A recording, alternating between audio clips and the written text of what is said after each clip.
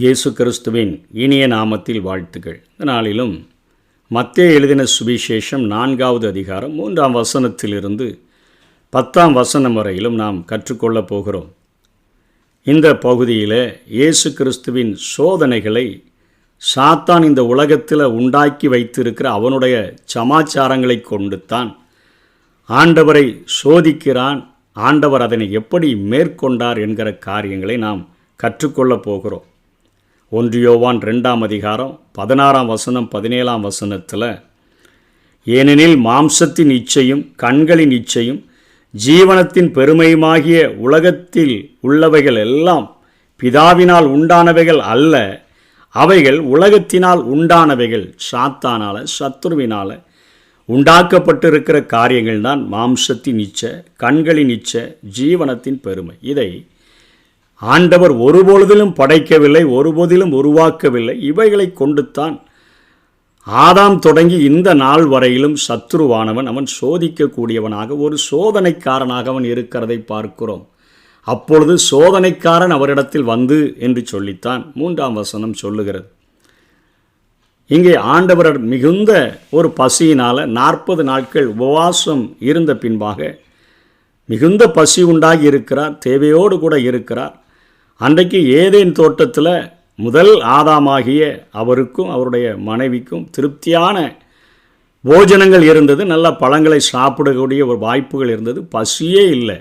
அவர்களிடத்தில் சோதனைக்காரன் வந்து அந்த நன்மை தீமை அறியத்தக்க கனியை நீ சாப்பிட்டா தேவர்களைப் போல மாறிவிடுவாய் என்று சொன்ன பொழுது பசியே இல்லாத அவர்கள் அங்கே வஞ்சிக்கப்பட்டதை நாம் பார்க்கிறோம். அவர்கள் விழுந்தது மாத்திரமல்ல, முழு மனுக்குலத்தையுமே அந்த சோதனைக்காரனிடம் சிக்கி முழு மனுக்குலத்தையும் பாவத்திற்குள்ளாக கடத்தி கொண்டு சென்று விட்டதை நாம் பார்க்கிறோம். இப்பொழுது 2வது ஆதாமாகிய அந்த இயேசு கிறிஸ்து அவர் 40 நாள் உபவாசித்த பின்பு தேவைகளோடு கூட இருக்கும் பொழுது, மிகுந்த பசி அவருக்கு உண்டாயிருக்கும் பொழுது சோதனைக்காரன் அவரிடத்தில் வந்து பேசுகிறான்.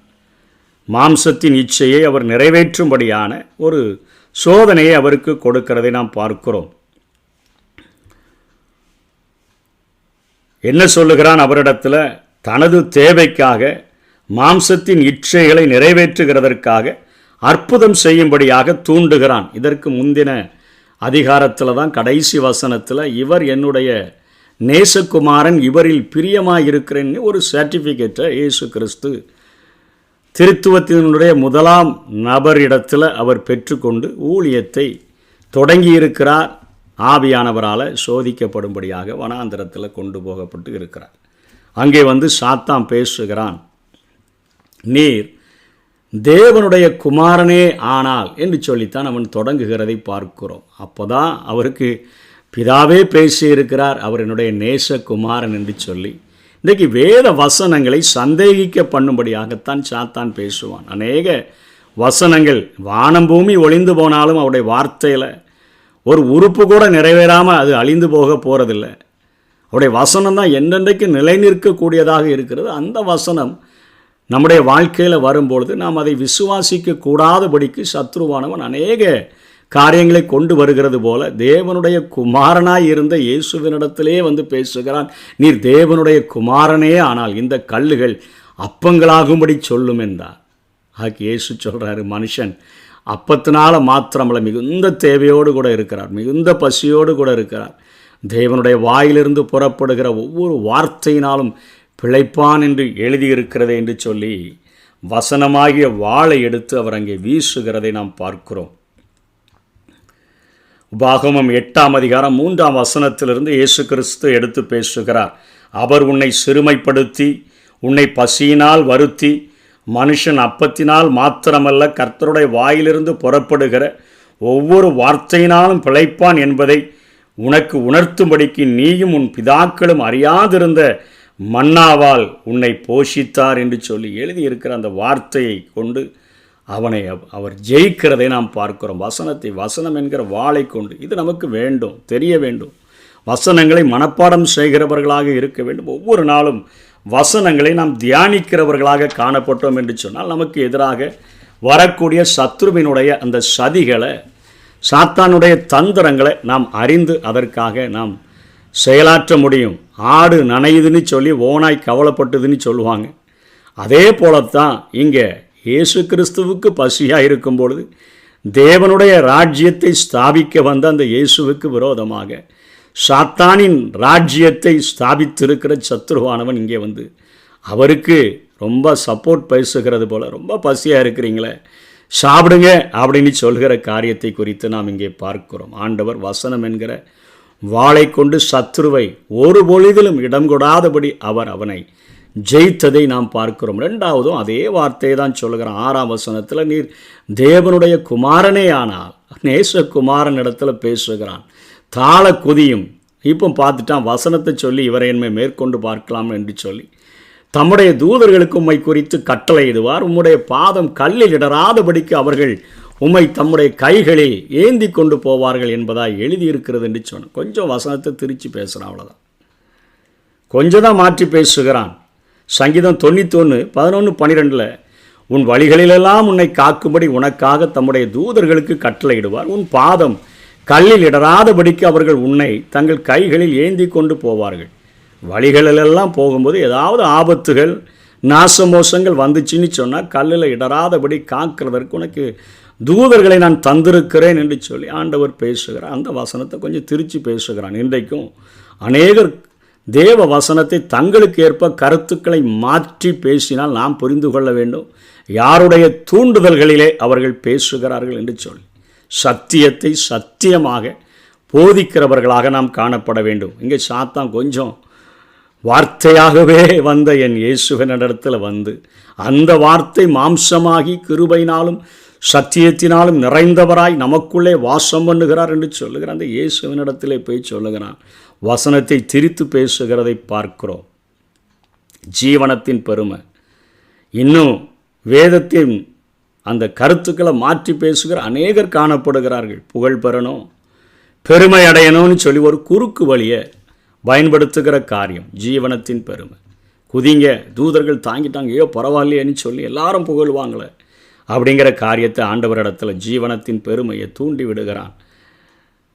நாம் தவறுதலாக விழுந்தோம்னு சொன்னால் தேவன் பாதுகாப்பார். வேண்டுமென்று உயரத்திலிருந்து குதித்தா அது எப்படி இருக்கும், அதனுடைய விளைவுகளை நம்ம கட்டாயம் சந்திக்க தான் வேண்டும். தேவன் பாதுகாப்பார் என்று கருதி வேண்டுமென்றே அவர் தந்த பகுத்தறிவுக்கு எதிராக செயல்பட்டோன்னு சொன்னால் அது தேவனை பரீட்சை பார்ப்பதற்கு சமமாக இருக்கும். அதனால் திரும்பவும் பாகமும் 6:16 ஆண்டவர் வசனத்தை எடுத்து பேசுகிறார். நீங்கள் மாசாவிலே செய்தது போல உங்கள் தேவனாகிய கர்த்தரை பரீட்சை பாராது இருப்பீர்களாக. இங்கே சாத்தாண்ட சொல்கிறார், உன் தேவனாகிய கர்த்தரை பரீட்சை பாராது இருப்பாயாக.